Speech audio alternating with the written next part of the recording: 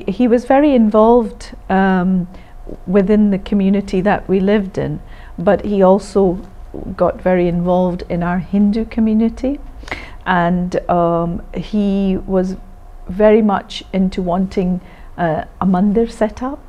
So though people had been speaking about it, there were a handful of Indian families, to name a few, Mr. and Mrs. Lal, the Shishodiyas, the Sharmas, the Pathaks, and Mr. Mahendra Agarwal, who ran the India Tea Centre in Edinburgh. There was only a handful in those days, and they did chat about it. But come 1980, Dad, with Mrs. Lal and everyone, decided that they would have a meeting. And they had this meeting, in those days it was called the Roundabout Centre in Edinburgh. And they decided that it was about time that there should be a mandir for the Hindus. And so he became the first president or chair of the Hindu Mandir.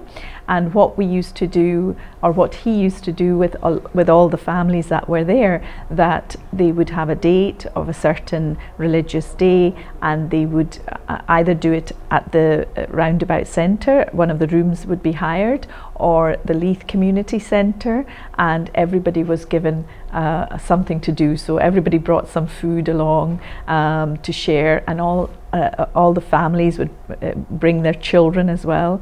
And at that time, I would think I was in high school at that time, so we all came, and it was just not only about doing religious hymns and services, but children were asked to participate, and we would bring our guitars or whatever we were good at, or sing a song or whatever. So we all got involved in it.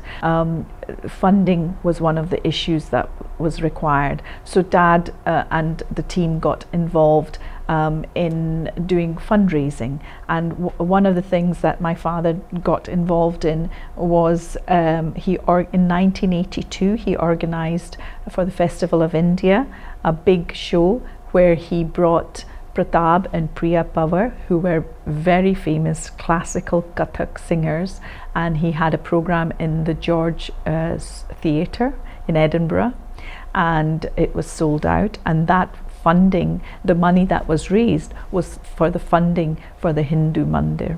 Since we didn't have a mandir in the early years, and as I said, in 1980 they started thinking about raising funds, and so we would just meet in rooms, hired rooms, and we didn't have a specific place to go to.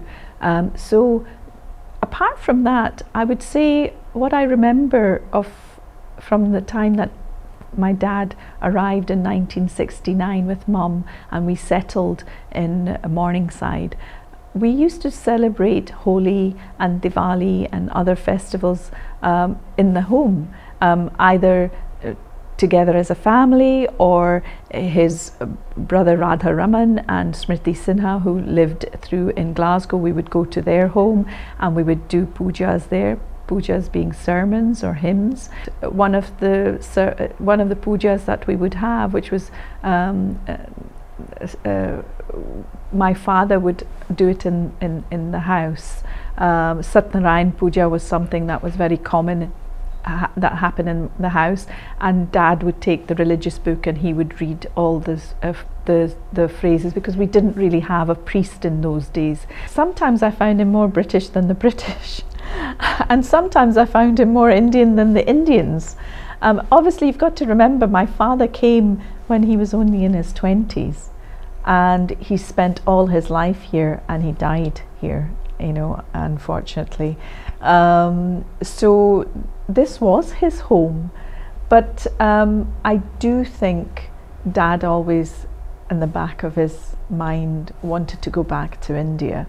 And you can understand that, there was that kind of romantic kind of attitude of home and family, but obviously India had changed, and India wasn't what India was when he left.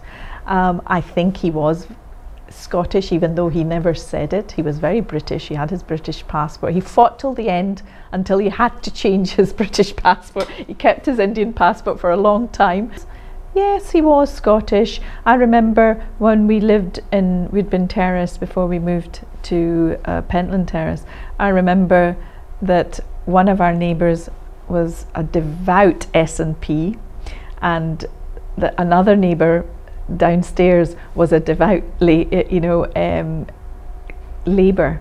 So to keep them both happy, he would stick their one SNP poster in one window and one Labour. And I think, is that not what being Scottish is being with your neighbours, being part of the whatever goes on.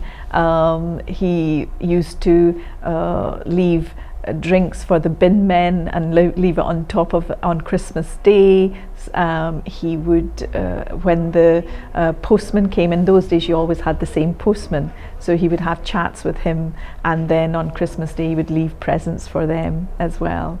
And he was part of Scotland. He was very proud of being Scottish in his own way, but he was very Indian, and he was proud of having his culture too. My father always encouraged me to get a job while I was a student and while I was still at school, and so I worked for this chap called Aslam, who ran I think this was in the 80s, so it would be 1981, 82, I would have been 17, 18, and I got a job there selling Indian fruits and vegetables, and I think a lot of Dad's friends, our Indian friends, were terribly shocked that I was working in a shop,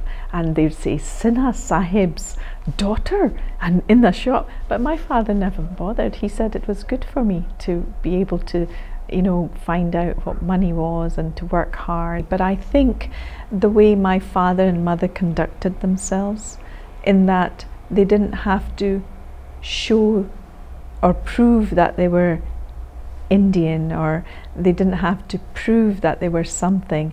They worked hard. They were always very humble, and I think that is something you have to take away with. I think you should be proud of who you are. You should be happy in the skin you are in, and you should always try and do your best, not only for the country you live in, but for yourself and your family.